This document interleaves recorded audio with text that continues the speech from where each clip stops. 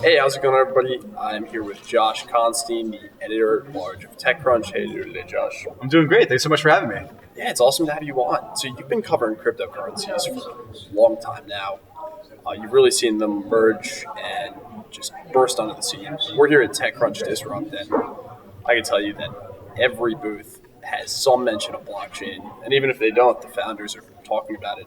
How can we integrate blockchain into these products? It's like the new AI. Last year, every pitch deck had AI in it. Now every pitch deck has blockchain or tokens in it. Yeah, it's the old, every company is an AI company. Now every company is a blockchain company. Totally. It seems to be an easy way to add a few extra million to your next round. So how long have you seen this trend coming forward of mainstream blockchain companies? I don't necessarily think of there being that many truly mainstream blockchain companies. I think beyond Coinbase, where we saw a huge flood of users in sort of late 2017, early 2018 spike in prices, I think that was the place where a lot of people got their first taste.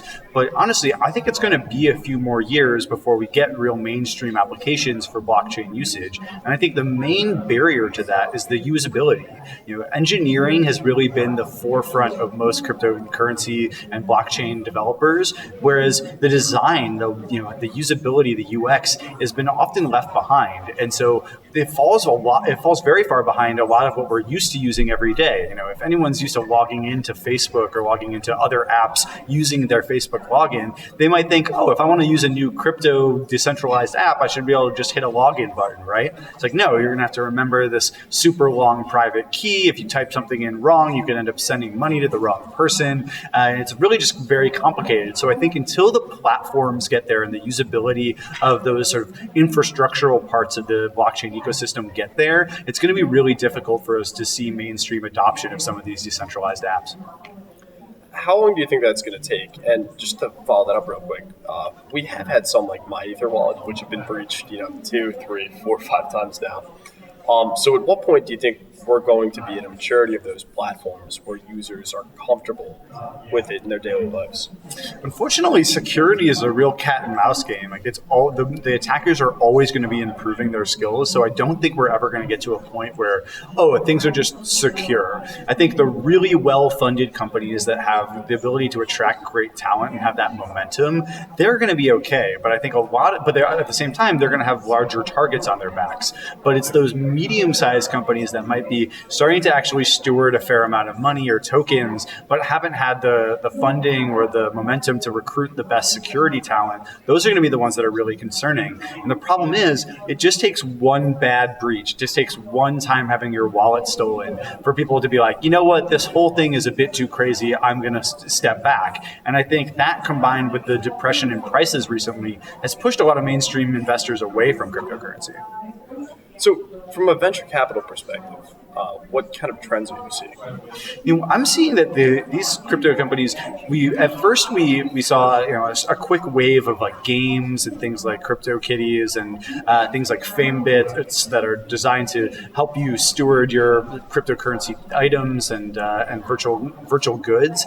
But I think after the downturn, we've seen that the real companies that are getting equity funding are these truly infrastructural like scaffolding of the blockchain industry. There are people who are going to be doing things like compound and derivatives trading, where you can be able to short and trade on margin for cryptocurrencies, or things like 0x, where you're going to have a distributed and decentralized exchange for cryptocurrencies. These things that you sort of want to have in place before the mainstream adoption are what we're seeing getting funding from big companies like Andreessen Horowitz or even Coinbase itself. Whereas the kind of applications and the utilities that get built on top of that stuff, I think the big venture funds are waiting until all that infra is in place before they start investing in the content or the utilities that are built on top.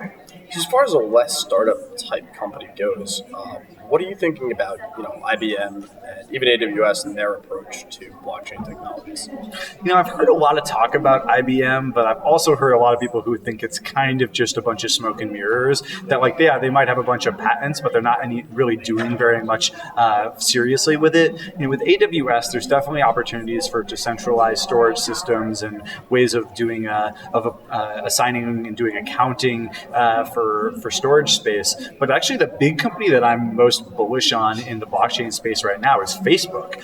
They've built this small but elite team of product managers and engineers, including David Marcus, who was formerly the head of PayPal and was the head of Facebook Messenger for years, and Kevin Wheel, who was the head of product at Instagram, who launched Stories and really turned Instagram into the powerhouse that we know it as today. Them and some other highly elite engineers from Facebook have moved onto this blockchain team, and I'm very excited about what they're going to build. And what I think they probably will end up building is something that allows you to pay for stuff with the kind of advertisers that buy ads on Facebook, but with a cryptocurrency wallet instead of having to use actual cash. And for that, Facebook will be able to say, hey, get 4% off your purchase when you buy with Facecoin or whatever, something like that. Also, I think that they might be the one that ends up building that identity platform, that login layer for the cryptocurrency decentralized app ecosystem. So the same way they built Facebook Connect for games and other apps around the web, they can build a similar identity system for the decentralized app layer. And so I think those are two really important areas that we're going to see. And then there's also just lots of opportunities for them in e-commerce because they already have the relationships with all of these businesses and advertisers. They're not starting from scratch. And I think in some cases it may be easier for the big companies to build blockchain and bolt it onto their existing technology than it is going to be for blockchain first companies to build all of the other infra and business relationships necessary to launch some of these products. So Facebook is an interesting point because they have a problem right now, and a pretty big one. And that problem is that their users don't trust them anymore. Do you see them using blockchain to try to solve that issue? Unfortunately, while there's obviously a lot of opportunity for transparency and the decentralization, which means that you're not going to have centralized meddling or corruption, at the same time, when people hear blockchain, a lot of them think of stolen wallets, giant hacks, Mt. Gox, and these kind of big sort of flameouts, and they don't necessarily think of it as being a super secure industry. It's affiliated with the dark web. It's affiliated with a lot of the sort of scammers and the people who were in the ads business on the internet a few years ago. And so I don't necessarily think saying blockchain is going to make people trust Facebook anymore. In fact, I'm not sure there's a lot that Facebook can do to rebuild that trust.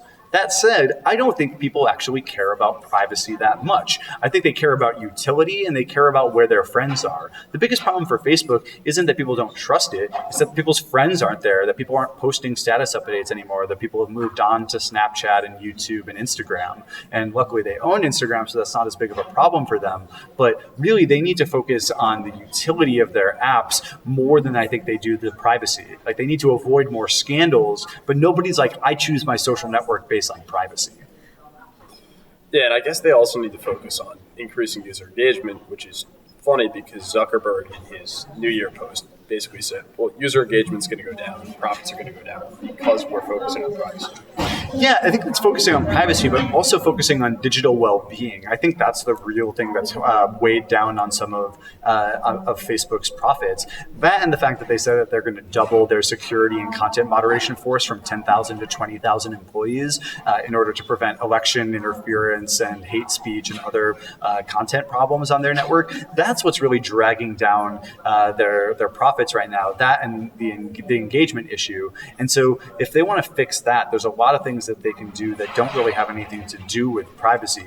But around digital well-being, they want to have less viral video on the site because that's kind of low quality content that people might watch and spend a lot of time watching, but it doesn't make you feel good afterwards. It makes you feel kind of like empty and like you just ate a big double cheeseburger. Like it felt good for that one moment, but then you feel awful afterwards. And they're trying to clean that up because they know that long term they need to have the people to have a good feeling when they leave Facebook if they're going to keep coming back for years to come. So I think we're going to see a lot more focus on how do you make sure every post that people see makes them feel good or at least teaches them something, rather than is just lots of blinking, flashing lights in that first 1 second of the video as you scroll by to capture your attention.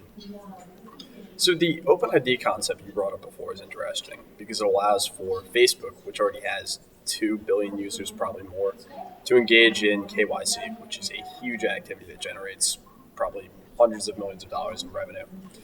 Do you also see that having any effect on user engagement and solving some of the problems they've had with impersonating or people impersonating Americans? Yeah, I mean, one of the things that you can really rely on with Facebook is that if somebody has hundreds of friends, they're probably real. It's really tough to build up that kind of friend network if you're a fake account. And if you are, you basically are tying a bunch of fake accounts together. So if one gets busted, they all end up falling down like a stack of dominoes. And so Facebook does have a really good way of being able to tell who is real and who is fake out there. Hopefully, they're going to be using that to prevent some of this election interference in these fake accounts. But like you said, I think that could also give them a leg up when it comes to knowing your customer and making sure you're not doing money laundering or enabling fraud. And so again, that's one of those points where the big incumbents who already have built a lot of this technology may have an advantage over the smaller blockchain companies who might be in the right place in terms of their primary focus, but they haven't built up all that back-end technology they're going to need to become a success. So one other question I have with Facebook, because you said they're in such a great position to do KYC and identify fake accounts, why haven't they been able to execute on that on Instagram, right? A platform where you have tons of fake accounts and verification is almost impossible to get, although I'm sure. I'm sure that there's always the fear that if you start terminating too many accounts, you're going to end up with some false positives and you're going to delete some really legitimate accounts. And especially over the last few years when they were truly battling it out with Snapchat, I think they were a little bit worried about that. And in the meantime, they have done a lot with artificial intelligence to start to be able to weed out fake comments or spam comments. I don't think you see nearly as many of those like buy Viagra or like easy way to make money at home kind of spam that you see in the Instagram comments like you used to. That doesn't mean that there's not a lot of bots and fake accounts who are trying to, comment in order to get you to follow them back so that they can make more money from sponsored posts, or just people running bots to increase their own personal following. And there are definitely troubles with that. And I hope that now that they've kind of vanquished Snapchat with it actually losing 3 million users in the last quarter, I think that means that they can stop focusing on the competition and start focusing on those internal fundamentals. And I think that that's really going to mean focusing on safety and integrity of the service and making sure everyone on there is real. And yeah, I'm honestly, when I have friends who use those like auto commenting services to comment on all my photos in hopes of getting like me and other people to follow them back, I'm just like, what are you doing? Like, we're trying to be real people and interact with each other. Like, I get it if you're some business, but if you're doing this for your own personal account, you're probably just coming off like a jerk to all your friends. That's interesting. So I want to segue back to blockchain real quick. Where do you see this in 3 to 5 years based on how you've seen it progress since you started covering it? I think what we'll see is that the focus will move a lot away from, oh my gosh, how much is the Ethereum price? How much is the Bitcoin price? To what are the utilities that can be built on the blockchain? And, I think there'll be plenty of those in the developed world for new financial services, new ways to prevent corruption in businesses and keep track of things. But I'm actually really excited about the financial inclusivity opportunities in the developing world, whether that's, being able to create identification systems that are truly immutable for refugees so that they can access services, or provide bank accounts or something like a bank account to the unbanked in parts of the developing world where, you might not want to have a bunch of cash on you because you could easily get robbed when security isn't as good in the physical world. But if you have it on a blockchain, it's tough for somebody to really steal it from you. So I think we're going to see some awesome opportunities, and that's where the real focus of the blockchain industry will be.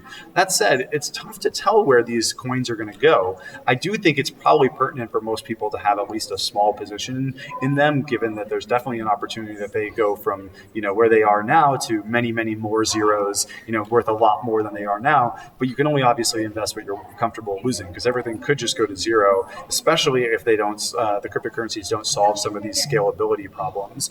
But fundamentally, there are so many coins out there that I think are really just giant scams that are basically just, people who put out these tokens as a way to get rich. That people should really be focusing on those primary fundamental coins like Bitcoin and Ethereum, rather than worrying too much about speculating on all these random altcoins. So one other thing I want to get your perspective on. We sat down earlier today with Joseph Lubin, who is the founder of Consensus. So Consensus is doing something really interesting. They have this hub and spoke model where they have 50 different companies that, in theory, could be unicorns. I think this is a real pivot from the traditional venture capital model, which is, let me raise $100 billion, or SoftBank, $100 billion fund. Let me invest in all these different venture capital companies. Do you think this is a trend we're going to see continue in crypto and outside of crypto, or do you think this is a one-time thing with Consensus? So we'd seen some of these startup studios over the years, whether that's North, or I think there's one called Lone Pines out of Seattle, that basically they have a core team, often of great product and technologists, and they come up with these ideas and then they farm them out to operators who take them on, and the core company and studio keeps a big percentage of the equity. What I've heard with Consensus is that their take is outrageous, 50% or more. And so I think what that really signals is that there's a massive lack of legitimacy and proper signaling in the cryptocurrency industry. There's so many startups, so many developers out there, and nobody's really sure who to trust. And these startups are willing to give away a massive chunk of their equity if they can tie in with a reputable company with a good name brand like Consensus, who might be able to help them with recruiting and fundraising and these other things. And I think that that's really just this sign that there's a lot of lack of trust in the cryptocurrency industry.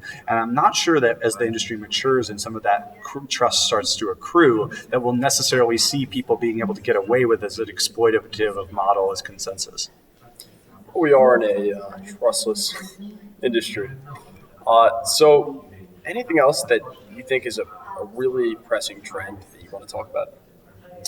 I think that some of the most important stuff right now is really around derivatives and shorts. There's been a lot of ways that you can buy cryptocurrency, but the problem is when you have a market where you can only buy and can't short, it's easy for bubbles to develop.